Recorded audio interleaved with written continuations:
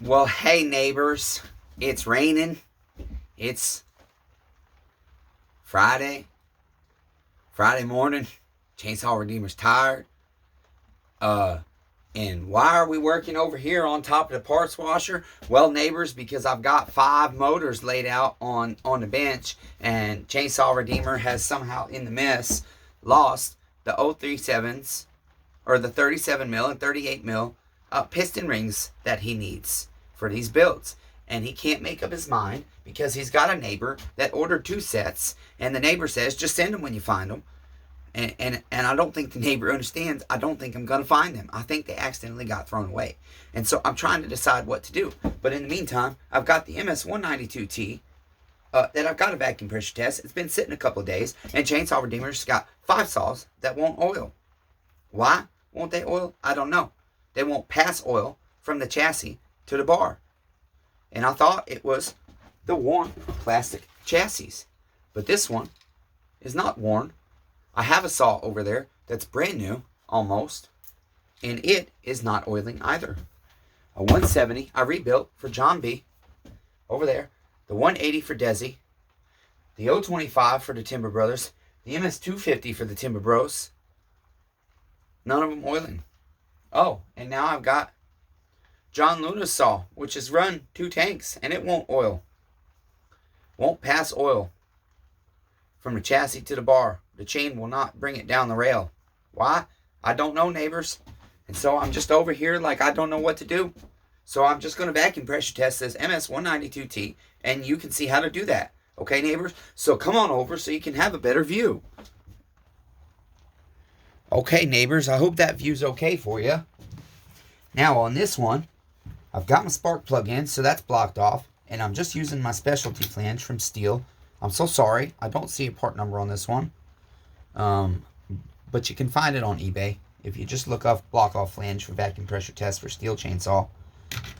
Okay, and I'm going to put that on there. I do believe that will seal off both my impulse and allow me to vacuum pressure test through my intake. And then I've just got to contend with my muffler.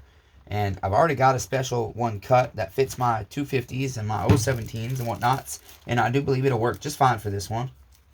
Okay, we are going to have to tap these screws in because it's a brand new Meteor top end. I'm working on uploading those videos for you of installing the top end. I did install my piston wrong on this one initially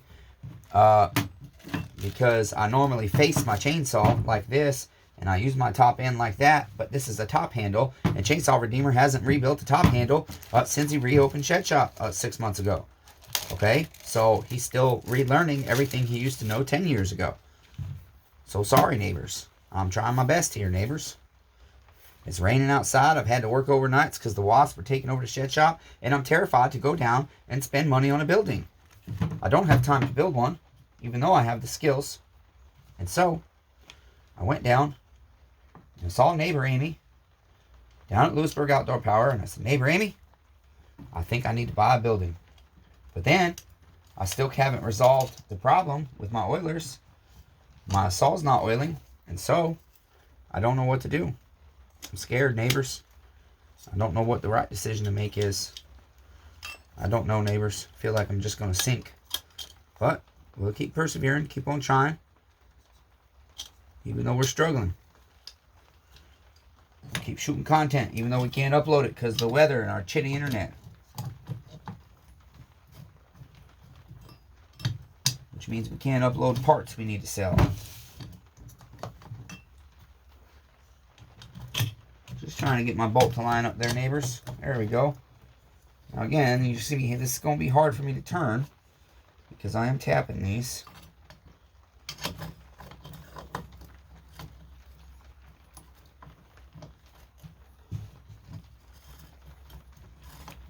Okay, I'm going to pause you while I do this. Okay, neighbors, got that muffler tightened down, and now what I'm going to do to use this specialty flange here is I've got me 2 old piston wrist pins as collars. Alright?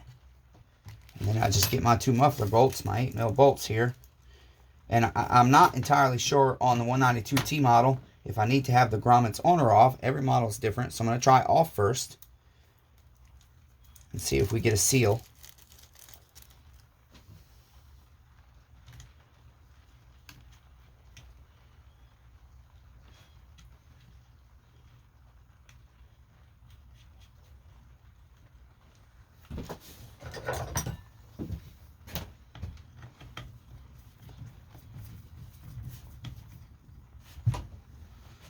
Okay, so sorry neighbors.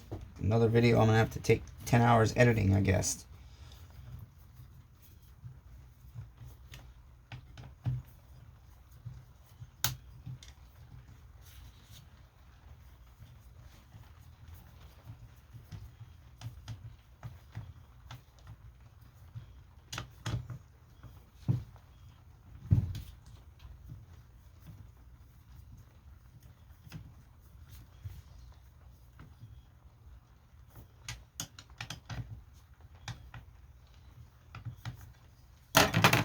Okay, let's see how that worked, neighbors.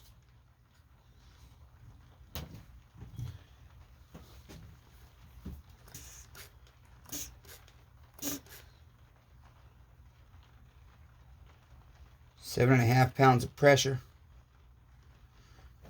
I'm sorry, vacuum. I usually do pressure first, but I heard somebody say something about vacuum first. And so I'm not opposed. I don't know that there's a specific way. I can't recall exactly what the service manuals say, but we're just going to watch that.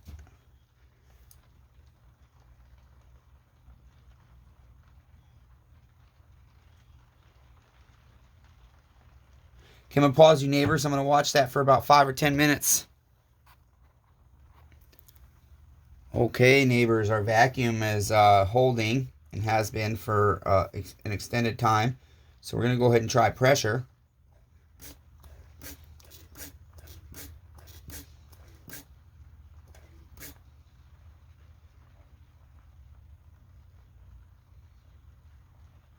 And we're just going to leave that for a few minutes and watch it, neighbors. Okay, neighbors, so far we're doing good on pressure. I always like to turn my motor over just a couple times like that and watch it for a second, because we put new crankshaft seals in this. And so we just want to make sure everything's good. Your needle will bounce when you pull your cord. And I'm confident this saw is not leaking air. And so what's next, neighbors? Well, we have to make a decision. Do we want to work on this slippery surface and let you watch? Or do we want to not have this saw build recorded? Or do we want to put away all of our 017s and 180s again? And wrap all our motors and tag them and label them and do all we got to do with that. And not shoot video on those. And that's supposed to be a whole series. So I don't know, neighbors. But I hope if you're enjoying the content, please like the video, subscribe to the channel, and leave a comment down below. Chainsaw Redeemer needs your support, damn it. Thanks, guys. That's been how to pressure test your STIHL MS192T after we put a brand new meteor top end on it. Till next time, neighbors, be kind. We're all facing battles.